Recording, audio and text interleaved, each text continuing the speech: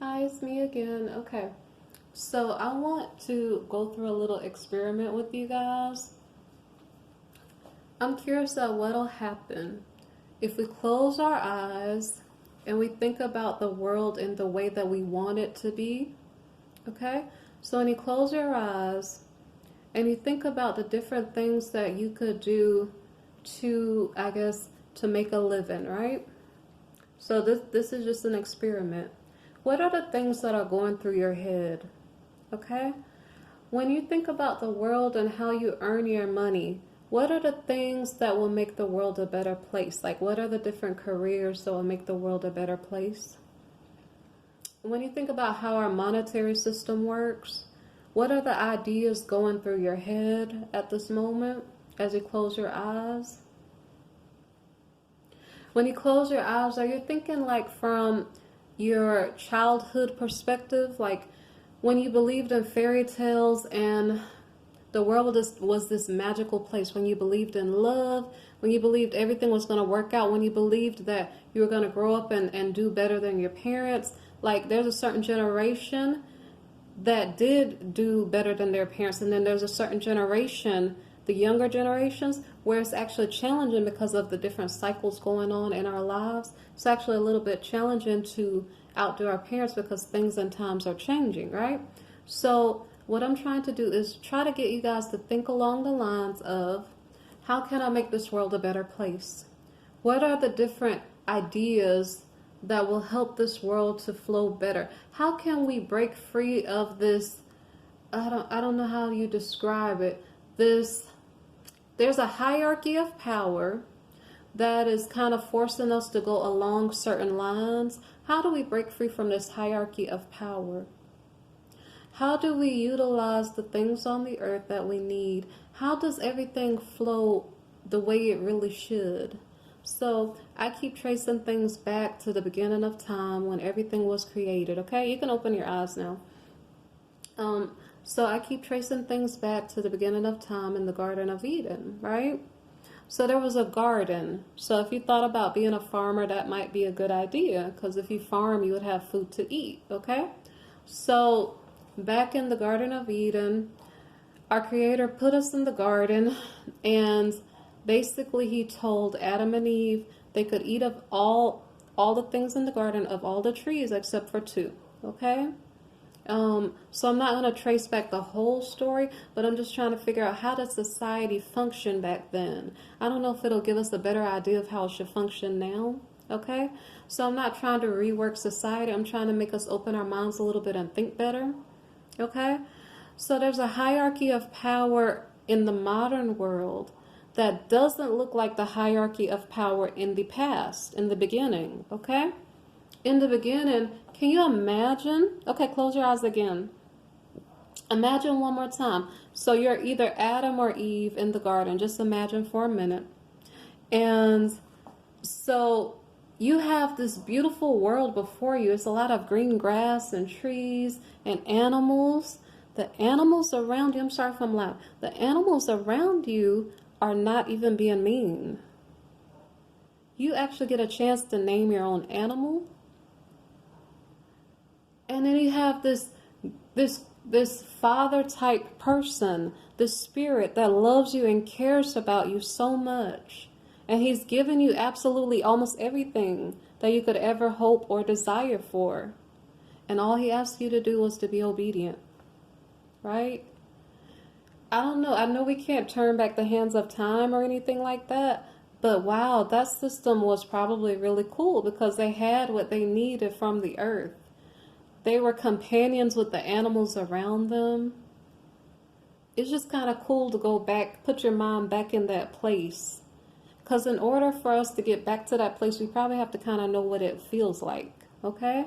So then when you open your eyes back, and when you think about the modern world, you think about the hierarchy of power that rules the modern world. You think about how many truths we actually get as opposed to how many misperceptions of how things actually work, okay? modern day society, the way that things work in the modern day are completely different from how they used to be in the past, in the very beginning. Okay? And so I already explained to you guys that I'm fascinated by the past. I'm fascinated by the very beginning when everything was good. Okay? And so today in the modern world, we're aware of technology. We're aware of different ways to produce food and different things in a more quick sense than maybe in the past. In the past, maybe it was already being produced. That was the good part, okay? But when sin came on the earth, it was harder initially for Adam to adjust to getting food for his family, or for the first families to adjust back then, okay? So where am I going with this thought process?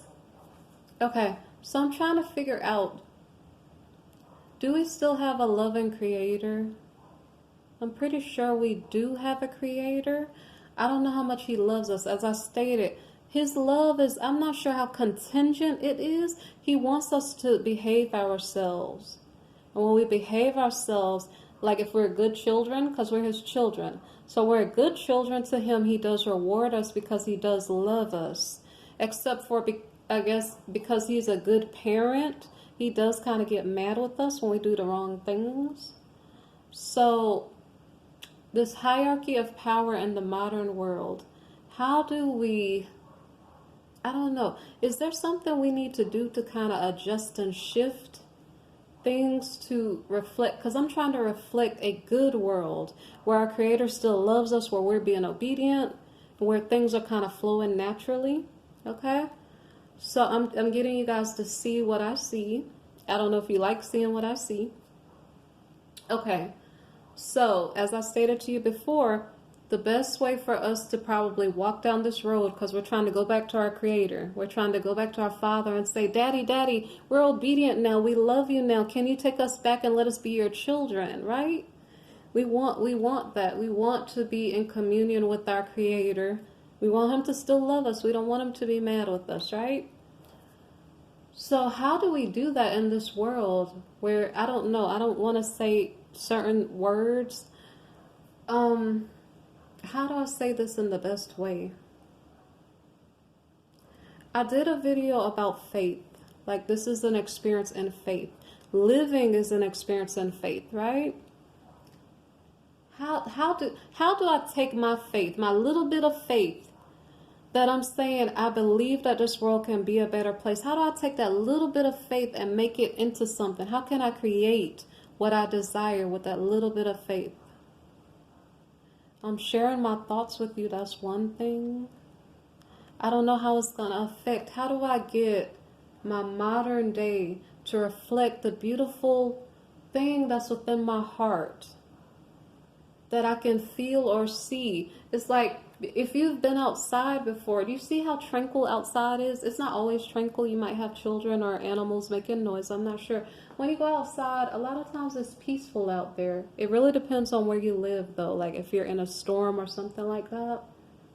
How do we get back to that point, that place where everything we need is being provided for us? I don't know how to best explain what I'm thinking. Is it that we go outside and spend a little bit of time in nature and then we just kind of believe? Like if I'm outside and I'm near to the soil, do I believe that good food is going to grow in the soil? If I believe it? If I take good care of the soil? Wait, if I buy a plant, that might be helpful, probably. What are the ways that we can help make this planet a better place? Like I said to you before, it has to do with us choosing to do the right things as much as possible. It has to do with our faith. How much do we believe? How much do we believe we can break free from the modern hierarchy of power that maybe makes us think that our supply is coming from, I don't know how to explain it to you, because I'm trying not to use the M word as much as possible. See, in the beginning, when we had needs, we maybe either worked for what we needed We prayed and communed with our Creator to help us to figure out, like, Creator, did you realize that I needed help for my family and myself because we're going through the situation here? You know, when the children of Israel were in the wilderness and they needed water, I'm not sure how much the children of Israel, the lay people, how many of them actually prayed about it? How many of them actually complained about it? That's something to think about. Because I recall reading in the Bible that they complained to Moses, like, we should have stayed in Egypt, and they went on and on and on instead. But how many of them prayed? Now, I know prayer might, I'm not even sure if they were allowed to pray back then. But so I'm just letting you guys think. So far, I'm switching my channel over slightly, and it's a lot about thinking. It's a lot about what do we believe? What can we manifest? I want to manifest a beautiful world. I want to be closer to my Creator. I want things to make more sense. I wish sin never existed. If I could go back in time, I would tell Eve, please don't eat from that tree. Please don't listen to the you-know-who. You know? So I'm just trying to get you guys to think. I hope it's helpful. I hope you enjoy the videos. And I'm sorry if I talk a little bit loud. When I get excited, I'm a little bit loud, okay? Thank you for listening to my videos. I really appreciate it. Like, subscribe, share, or comment.